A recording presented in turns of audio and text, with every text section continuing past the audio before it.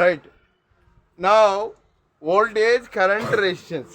Voltage current ఇవి తెలుసుకోవాలి మనం. వోల్టేజ్ అంటే రెండు రకాలు. వోల్టేజ్ అంటే ఏంటి? రెండు రకాలు. ఏంటా voltage? DC voltage, AC voltage. DC voltage అంటే మనం చిన్న చిన్న పదార్థాల్లో ఎక్కువగా వాడుతున్నాం. చిన్న చిన్న పదార్థాలు ఏంటి? ఇప్పుడు పెద్ద పదార్థాలు వాడుతున్నాం. చిన్న చిన్న పదార్థాలు ఏంటి? బ్యాటరీ. మనం ఏసీ బ్యాటరీలు వాడుతున్నామా? టీవీ బ్యాటరీలు వాడుతున్నామా? దాని మీద ఉంటుంది. మీరు ఎప్పుడు చూసారా? ఏమైనా ఉంటుంది? ఎంత ఉంటుంది దాని మీద? ఎంత ఉంటుంది వాల్యూ?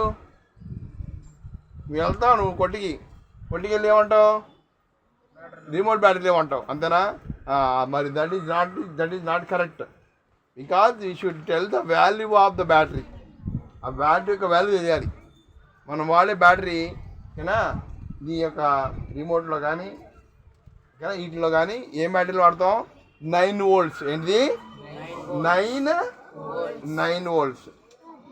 9 volts బ్యాటరీ వాడతాం. ఇంకా కొంచెం పెద్ద బ్యాటరీ చూసారా మీరు? ఇట్లా అంత ఉంటుంది, బ్లూ కలర్ వైట్ కలర్ ఉంటుంది, అవునా? అది కూడా డీసీఏ ఓకేనా. 15 volts. ఎంత? 15 volts లేదా 12 volts ఉంటుంది. అంటే ఏంటి? ఏం చెప్పదలుచుకున్నానంటే వోల్టేజెస్ ఆర్ 2 types. ఏంటయ్యి? డీసీ, రెండోది ఏసీ. మనం వాడుతుంది డీసీయా ఏసీయా? అసలు what is DC? Full form anybody? Full form for DC anybody? Direct current. అంటే direct current. AC alternating current. ఏంటిది? ఇవన్నీ కూడా కొత్త పదాలు మనం గుర్తుపెట్టుకోవాలి. డీసీ అంటే ఏంటి? AC direct current. Nowadays we are using electrical vehicles. Electrical vehicles అంటే కరెంటుతో పనిచేసేటువంటి బండ్లు, అంతేగా. ఇంట్లో ఛార్జింగ్ పెట్టుకుంటాం, బయటికి వెళ్ళి తిరుగుతాం. అంటే ఏంటి? బ్యాటరీతో రన్ అవుతుంది. ఆ బ్యాటరీలు అన్నీ కూడా ఏంటి దేని కిందకి వస్తాయి? DC. Any battery that under DC కింద వస్తాయి. అర్థమైందా? నెక్స్ట్ ఇప్పుడు మనం ఇవన్నీ వాడుతున్నామే దేని పని చేస్తుంది? అదంతా ఆల్టర్నేటింగ్ కరెంట్. ఏసీలో ఇప్పుడు చెప్పేది డీసీలో రకరకాలు ఉంటాయని చెప్పేసి 9 volts, 15 volts like this etcetera. చాలా రకరకాలుగా మనం వాడుకోవచ్చు మన దగ్గర రిక్వైర్మెంట్ బట్టి. నెక్స్ట్ ఏసీలో మళ్ళీ 2 types ఉంటాయి మనకి. ఏసీలో 2 types విన్నారు ఎవరన్నా? 3 phase, సింగిల్ ఫేజ్. 3 phase ఎవరు వాడతారా అంటే పెద్ద ఇండస్ట్రీలు ఉన్నవాళ్ళు 3 phase వాడుకుంటారు. మన ఇళ్ళన్నీ కూడా సింగిల్ ఫేజ్. తెలుసా సింగిల్ ఫేజ్ అంటే ఏంటో? తెలుసా మీకు? అక్కడ మనకి 4 లైన్లు వరుసగా తెల్లగా కనపడుతుంది, చూసారా? 4 లైన్లు. ఏంటి? ఆ పోల్ నుంచి ఈ పోల్కి 4 లైన్లు పెద్దగా ఎత్తుగా, అవి హైట్గా ఉంటాయి అన్నీ. ఇప్పుడే మొన్న చెట్లు కూడా కొట్టేసారు, వాటికి అడ్డం వస్తున్నాయని చెప్పేసి. అర్థమైందా? ఆ 4 లైన్లు ఏంటి అంటే ఓకేనా, మొత్తం మనకి 3 phase వాడేటువంటి అల్యూమినియం లైన్స్. ఏంటి? దేని తయారు చేస్తారో? అల్యూమినియంతో తయారు చేస్తారు. ఇప్పుడు ఈ 3 phase అనేది 4 phase అంటే చెప్తా చూడండి. 4 phase అన్నాం కదా. అరే ఒక పోల్కి మొత్తం ఎన్ని ఉన్నాయి? ఇక్కడ 4 ఉన్నాయి. 4 లైన్లు చూసారా మీరు? అర్థం చేశారా మీరు ఎప్పుడన్నా? ఓకేనా? ఒకటి RYB న్యూట్రల్. RYB అంటే 3 ఫేజులు. ఒక ఫేజు ఒక న్యూట్రల్ ఇస్తే దాన్ని సింగిల్ ఫేజ్ అంటారు. ఒక ఫేజు ఫర్ ఎగ్జాంపుల్గా మనకి మా ఇంటికి ఆర్ నుంచి తీసుకొచ్చాడు, ఒకటి న్యూట్రల్ నుంచి తీసుకొచ్చాడు, మా ఇంటికి ఇచ్చాడు. ఓకేనా? ఏ అనే హౌస్కి ఇచ్చాడు. ఏనా? ఇంకొకటి ఇంటికి వైఫై నుంచి తీసుకొచ్చి ఇచ్చాడు, న్యూట్రల్ నుంచి ఇచ్చాడు. అవునా నాన్న? దీన్ని సింగిల్ కనెక్షన్ అంటే అర్థమైంది మీకు? అర్థమైనప్పుడు ఆర్వైబి అనేది ఏంటిది? ఫేజెస్. ఇప్పుడు చూడండి, నేను చెప్తాను. ఈయన ఇంట్లో పోతే మన ఇంట్లో కరెంట్ పోదు. ఈయన ఇంట్లో కరెంట్ పోతే ఎందుకు ఫేజులు వేరే కాబట్టి కానీ ఇక్కడ మనకి అట్లా కాదు కదా. ఏం జరుగుతుంది? వాళ్ళ ఇంట్లో పోయినా మన ఇంట్లో పోతుంది. అవునా? అంటే అర్థం ఏంటి? అందరికీ ఒకటే ఫేజ్ నుంచి ఇచ్చారనమాట. అలాగే వేరే వేరే ఏరియా వాళ్ళకి ఇంకో ఫేజ్ ఇస్తారు. ఎందుకని? కరెంట్ షేర్ అవ్వాలి కాబట్టి అంతా కూడా సింగిల్ ఫేజ్ పడకూడదు కదా అని చెప్పేసి. సో ఇప్పుడు మనం వాడేది ఏంటిది? ఏ ఫేజ్ మనం వాడేది ఇప్పుడు? మనం సింగిల్ ఫేజ్ వాడుతున్నాం, ఏసీ. అవునా? సింగిల్ ఫేజ్ ఏసీ వాడుతున్నాం. ఇగో ఇక్కడ మీకు కనబడుతున్నాయి 2 లైన్లు, 2 హోల్స్, ఒకటి ఫేజ్, ఒకటి న్యూట్రల్. ఒకటి ఫేజ్, న్యూట్రల్, 2 కూడా కలవకూడదు ఎప్పుడు కూడా. ఒకటి ఫేజ్, ఒక న్యూట్రల్. ఇక్కడ అర్థమైపోతుంది నీకు. మరి పైన హోల్ ఏంటి సార్? పెద్దగా ఉంది. పైన హోల్ ఉంది కదా, పైన హోల్ ఏంటి సార్ అంటే ఎవరైనా చెప్తారా? ఇదివరకు మనం పైనుంచి లాక్కుని మూలో పెట్టుకున్నాము వైరు. ఎర్త్ వైర్ ఉంటుంది సార్. ఎంత ఎప్పుడు చూసారా? ఎర్త్ వైర్ ఉంటుంది, అందరూ కూడా ఎర్త్ వైర్ కిందకి వెళ్ళి లాగి భూమిలో పెట్టేస్తారు. అది ఫైనల్ ప్రొడక్షన్ అనమాట మనకి. ఇవన్నీ కూడా ఇప్పుడు మనం వాడేది ఏంటిది? Single phase AC. Single phase AC voltage వాడతాం. AC means alternating current. Understand everybody? ఇప్పుడు బాగుంది, అర్థమైందా? ఇప్పుడు వోల్టేజ్ అర్థమైంది ఇప్పుడు అందరికీ. మరి ఏది సార్ వోల్టేజ్ అన్నావు బాగుంది, మరి షాక్ కొడుతుంది సార్ మనకి. బ్యాటరీ పెట్టుకుంటే షాక్ కొడతలేదు సార్. అవునా? మరి దీని మరి ఏం పట్టుకుంటే షాక్ కొడుతుంది? దీంట్లో పడితే షాక్ కొడతా, డీసీ షాక్ కొడదా? చూద్దాం. షాక్ గురించి మాట్లాడు. నెక్స్ట్ ఏంటిదిరా? Current. Voltage is indicated by letter V. Very good. Current is indicated by letter idiots. What is that? I. ఓకేనా? What is that? ఐ. ఇవన్నీ కూడాను ఎవరైతే కనిపెట్టారో వాళ్ళ పేర్లు పెట్టేసుకున్నారు. వోల్టేజ్ ఎవరు కనిపెట్టారో వాళ్ళ పేరు పెట్టుకున్నారు. వోల్టేజ్ అనేది ఆయన పేరు, కరెంట్ అనేది ఆయన పేరు, యాంపియర్. అదేనా? ఓకేనా? యాంపియర్ అనేది ఆయన పేరు. సో దాన్ని బట్టి పని పెట్టినారు. ఇప్పుడు కరెంట్కి వెళ్ళిపోదామా? సరే, వోల్టేజ్కి ఒక ఫార్ములా ఇచ్చాడు. Voltage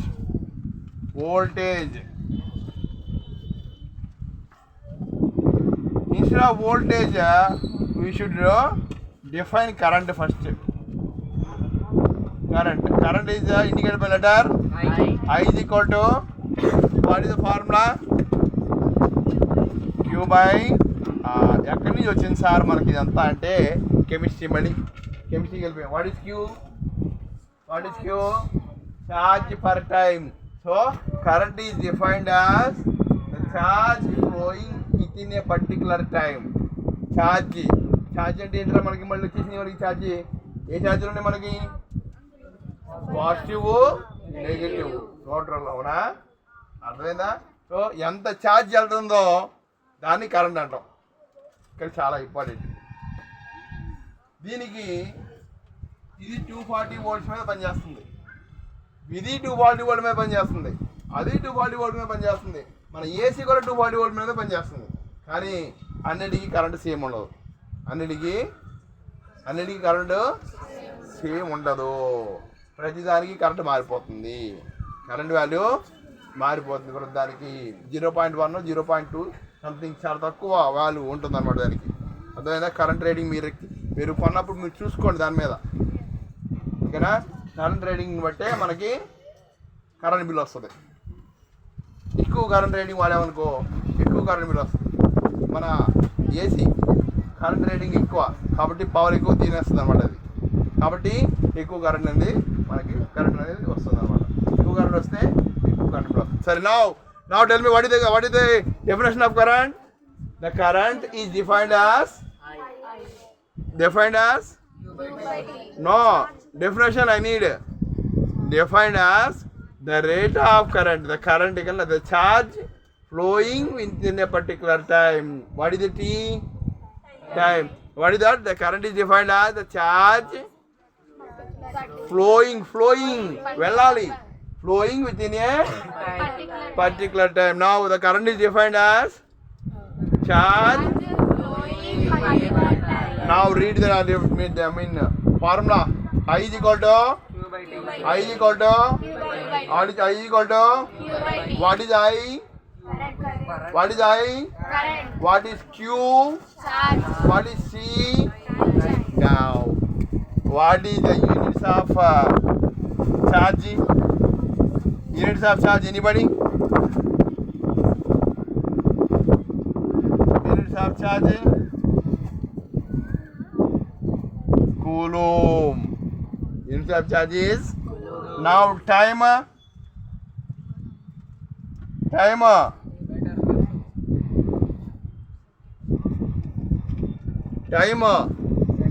So the unit of current is coulomb per second. Coulomb is the unit of every unit of coulomb charge. Now second is the unit of second every unit time. అర్థమైనప్పుడు మీకు ఇప్పుడు ఇంకొకటి చెప్తే కదా, మనం wholes అని చెప్పేసుకున్నాం ఇక్కడ. నా దీన్ని తీసేసి ఏం చేసాడు, ఆయన పేరు పెట్టేశాడు. ఏంటి ఆయన పేరు? ఆయన కనిపెట్టిన పేరు ఎవరైనాగా AMPERE. ఎనీబడి? ఏంటి దాట్? ఆయన పేరమ్మ యాంపియర్స్. ఏంటిది? యాంపియర్స్. ఏంటిది? Amperes is the unit of current. Correct.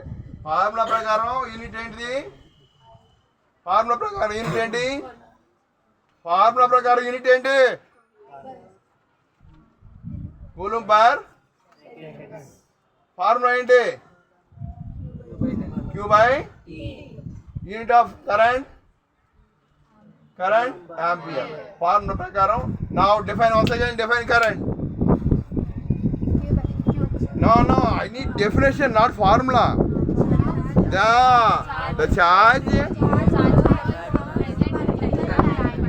How charge flowing in a particular time.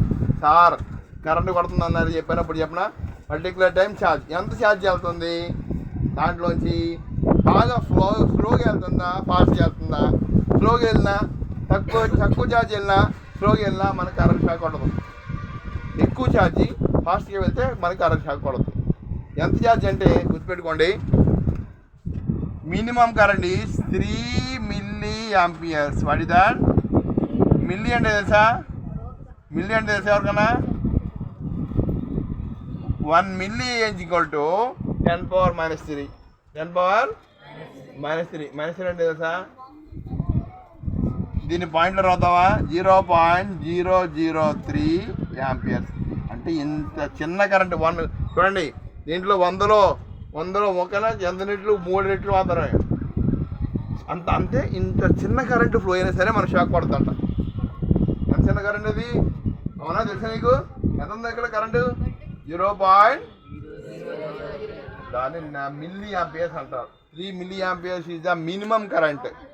అంతకంటే తక్కువ కరెంటు ఫ్లో అయితే మనకు షాక్ కొట్టదు. చూద్దామా ఒక ఎగ్జాంపుల్లో? అరే మనం ఏం బ్యాటరీ వాడుతున్నాం? 9 volts. ఇక్కడ పడుకుంటున్నాం, మనం ఇక్కడ పడుకుంటున్నాం కదా, 9 volts బ్యాటరీ వాడుతున్నాం. So V is equal to 9. I is equal to ఏంటిది? Q by T. Q అమ్మ మన Q అంటే ఏంటి? ఛార్జ్. రైట్నా? V మనకి V కాదు, మనకు కావాల్సింది V is equal to V. ఇంకో ఫార్ములా ఉంటుంది. V is equal to I into R. అగనా రెసిస్టెన్స్. నీకు resistance I is equal to V by అగనా I is equal to V by R. R అంటే ఏంటరా? మన బాడీ రెసిస్టెన్స్. V ఎంతరా? 9. మన body resistance ఎంత తెలుసా ఎవరికన్నా? మన బాడీ రెసిస్టెన్స్ 3000 ohms. 3000 పైన ఎక్కువ ఉంటుంది, ఇంకా ఎక్కువ ఉండొస్తుంది. అంత ఎక్కువ ఉంటుంది అంటారు కదా. సో ఇక్కడ 1000 కంటే 3000 ఉంది, ఇంకెక్కువే ఉంటుంది అనమాట. 0.0000 కదా, దీంట్లో 3 times కదా. అంత తక్కువ కరెంట్ ఫ్లో అవుతుంది కాబట్టి మనకి షాక్ కొట్టదు. అంత తక్కువ కరెంట్ ఫ్లో అవుతుంది కాబట్టి మనకి బ్యాటరీ ఎందుకని తక్కువ టైంలో ఎక్కువ రెసిస్టెన్స్ ఉంది కాబట్టి మనకి షాక్ అనేది కొట్టదు. అర్థమైందా మీకు? సరే ఇప్పుడు నీకు ఫార్ములా వోల్టేజ్ ఫార్ములా మనం మాట్లాడుకుందాం. వోల్టేజ్ ఫార్ములా అర్థమైందా? కరెంట్ ఫార్ములా అర్థమైంది. కరెంట్ ఫార్ములా నా define current anybody charge flowing in a units coulomb per second are amperes. ఎప్పుడు కూడా యాంపియర్సే వాడతారు. కాకపోతే మీరు వీటిని మనం గుర్తుపెట్టుకోవాలి, బిట్స్లోకి వస్తాయి. ఓకేనా? వాటి units of current important question understand underline చేసుకోండి. నాకు కరెంట్ డెఫినేషన్ కావాలి, యూనిట్స్ కావాలి. కరెంట్ డెఫినేషన్ కావాలి. Now voltage is indicated by letter V is equal to W by నేను ఎందుకు ఇదంతా చెప్తున్నానంటే మన ఫార్ములా బట్టే మనం డెఫినేషన్ తెలుసుకోవాలా, ఫార్ములా గుర్తుపెట్టుకోవాలి, అప్పుడు డెఫినేషన్ తెలుసుకోండి. W means work, Q means charge. Now work done. What is work done? Anybody? What is work done? I am done. Work done or not? ఏదో చేశాను అన్ని నేను వచ్చా. వర్క్ డన్ పని అయిందా లేదా? అవునా? వర్క్ డన్ అంటే ఒక ఆబ్జెక్టు ఒక పొజిషన్ నుంచి ఇంకో పొజిషన్కి వెళ్ళి అక్కడ కూర్చోవాలా. వర్క్ డన్ అంతేనా? ఈ అమ్మాయిని లేపేసి ఇక్కడ కూర్చోబెడతా, వర్క్ డన్ అయిందా? పని జరిగిందా లేదా? అర్థమైందా మీకు అందరికి వర్క్ డన్ అంటే? ఇకనా? సో అప్పుడు నేను ఇప్పుడు చెప్తాను ఏనండి అందరూ. Work done in moving. ఎవరిని మూవ్ చేయాలంట? ఈ వర్క్ డన్ ఛార్జ్ ఇక్కడ ఉంది, plus charge. Work done in moving the charge from one point to another point. That is called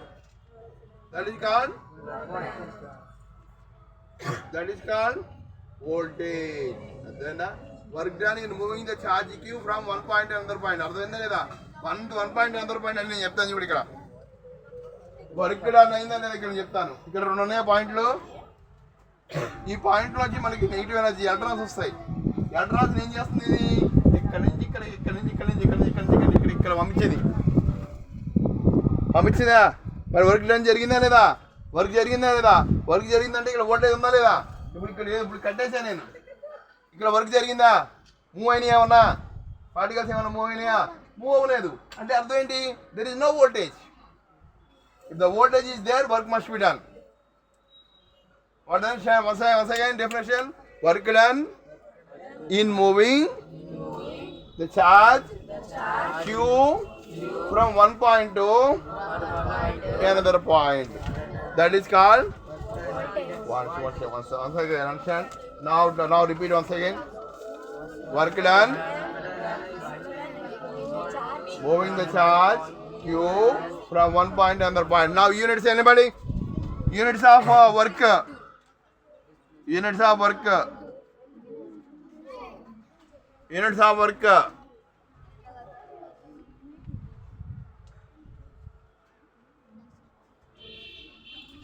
What is that? Joule.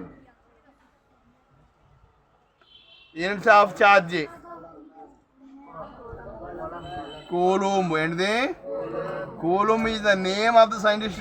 ఇవన్నీ కూడా నేమ్స్ ఆఫ్ ద సైంటిస్ట్ నానా. జౌలు, కూలుంబు, ampere, voltage అందరూ కూడా సైంటిస్టులే. వాళ్ళ పేరే యూనిట్స్గా పెట్టుకున్నారు. జౌల్ పర్ ఎవరి యూనిట్స్? ఆర్ ఏంటిది? Are.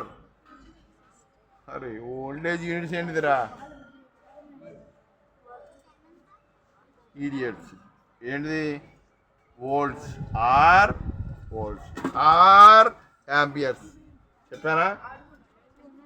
So voltage is the unit of, ఓకేనా? Voltage is the unit of, ఓకేనా?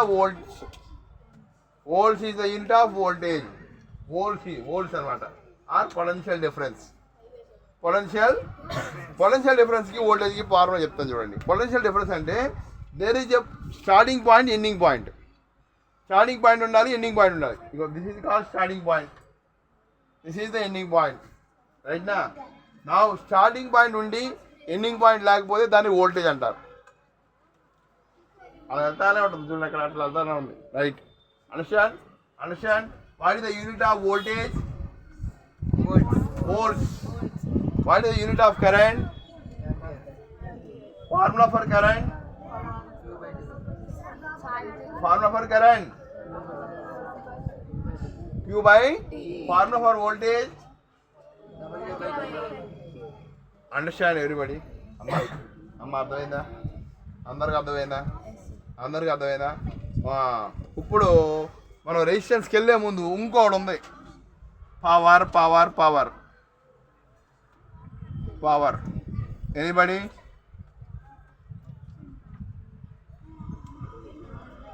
Power is equal to P is equal to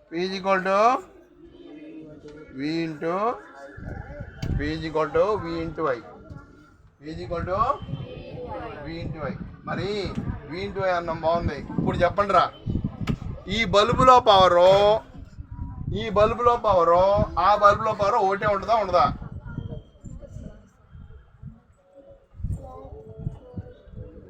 ఒకటే ఉండదా?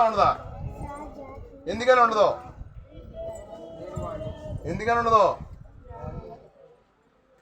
ఈ బల్బులో పవరు ఏసీలో పవరు ఒకే విధంగా ఉండదా? ఒకే పవర్ కన్జ్యూమ్ అవుద్దా? ఎందుకు అవదో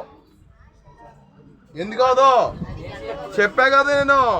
for every instrument this will change. ఇది మారిపోతుంది, ఇది మారదు. ఏది? వోల్టేజ్ మారదు. ఎప్పుడు ఏది మారిపోతుంది? ఇది మారిపోతుంది. ఓకేనా?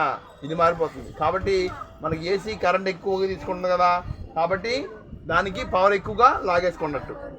ఇవన్నీ తక్కువ కరెంట్ తీసుకుంటున్నాయి కాబట్టి. ఓకేనా? దీని వోల్టేజ్ అంతా తెలుసా? దీని మీద రాసేది చూసారు మీరు ఎప్పుడైనా? 20 volts, 19 volts, 15 volts, 13 volts. పాతకాలంలో వాడేవాళ్ళం. ఇంత లావు ఉంటాయి చూసారా? ఎర్రగా ఆరెంజ్ కలర్లో ఉంటాయి. అది 60 volts, 60 watts ఉంది. ఇది ఓన్లీ 20 watts. తక్కువ, చాలా తక్కువ అనమాట. రైటా? ఇది తక్కువ కాబట్టి ఈ విధంగా మనకి పోతుంది. Understand? So wattage is the unit of watts. నేను ఇప్పుడు చెప్పే క్వశ్చన్ చాలా ఇంపార్టెంట్ క్వశ్చన్.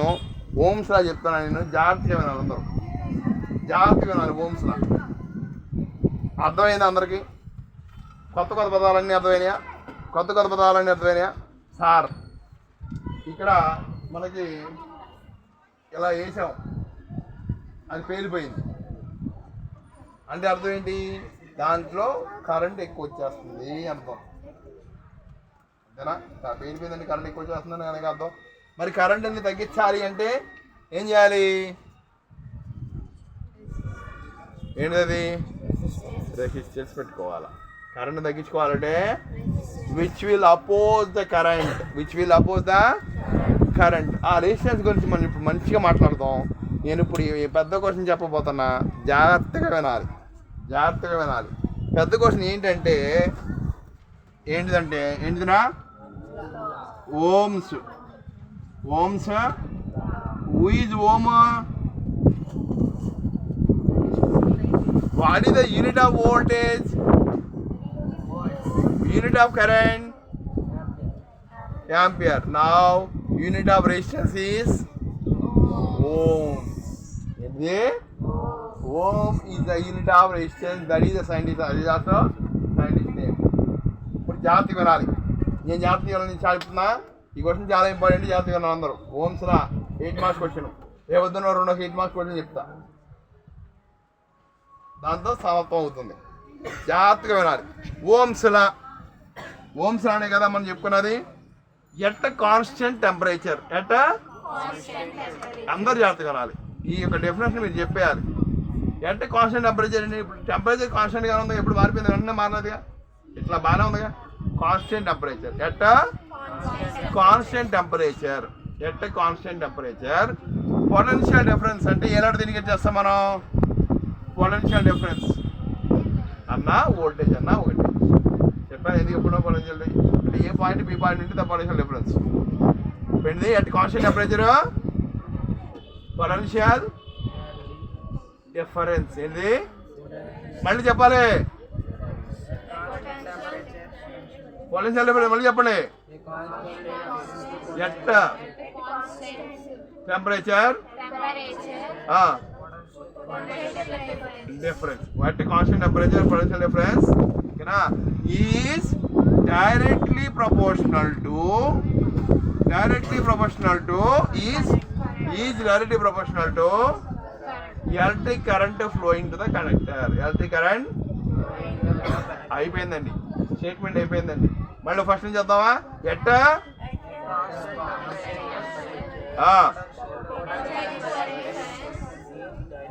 దీన్ని డైరెక్ట్లీ ప్రొపోర్షనల్ అంటారు. సార్ డైరెక్ట్లీ ప్రొపోర్షనల్ అంటే ఏంటి సార్? అంటే ఏంటి సార్? ఇది పెంచావంటే ఇది పెరుగుద్ది, ఇది పెంచావంటే ఇదేంటండి ఓల్టేజ్ పెంచే కదా. ఎగ్జాంపుల్ నేను చెప్తాను చూడండి బాబు. 9 volts పట్టుకుంటే 9 volts పెట్టుకుంటే మనకి షాక్ పడతలా. 9 volts పట్టుకుంటే పట్టుకో, తీసుకొచ్చి 50 volts పట్టుకో,